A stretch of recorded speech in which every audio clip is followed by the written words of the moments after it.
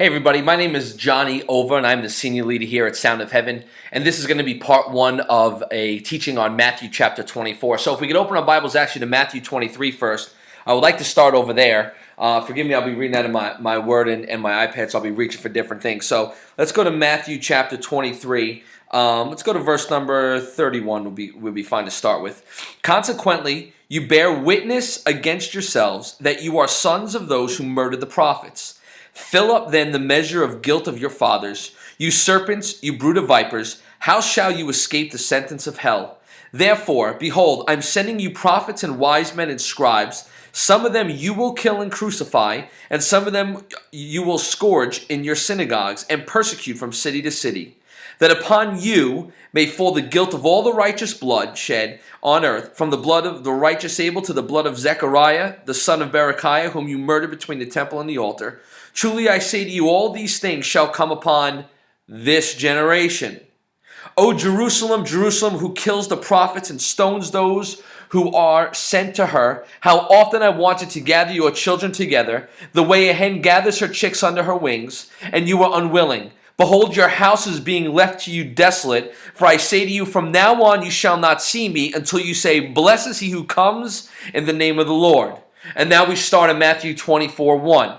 We see Matthew 23, Jesus is rebuking the Israelites. He's rebuking the Jews, the Pharisees, the scribes, backslidden Israel together. And he's literally lamenting over Jerusalem from verse 37 to 39, saying how badly I want to just gather you and protect you, how badly I want to kind of bring you guys in, but behold, your house is being left desolate. And then he goes into Matthew 24.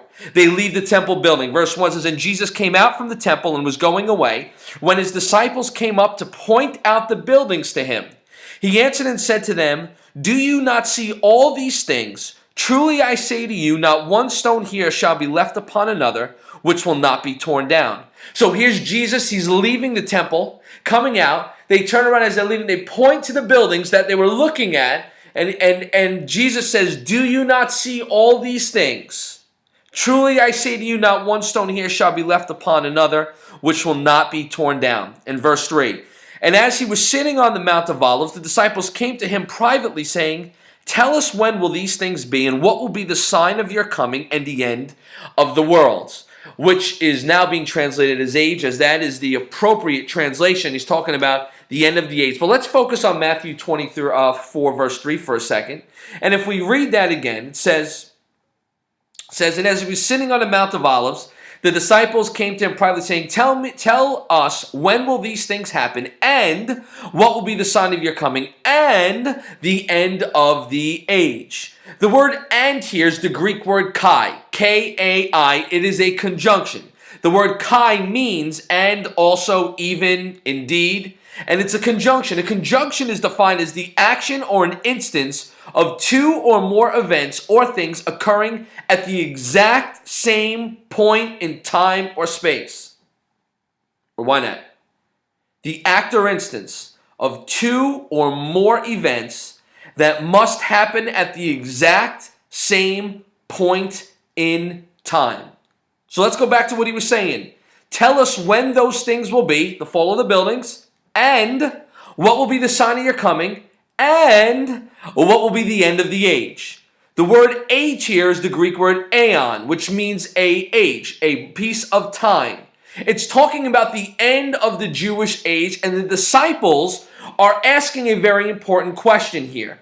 First off, basically the scriptures are saying here is that the fall of the buildings, the coming of the Lord, and the end of the age are all going to happen at the exact same point in time. That's the questions, and they want to know when that's going to happen. Well, we know those buildings fell in 70 AD, but we have a hard time wrapping around that all those other things happened at 70 AD also, even though that's what the scripture says right here.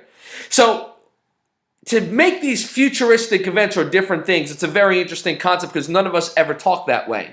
I mean, it's saying, when will these things happen, and what will be the sign of your coming, and what will be the end of the age?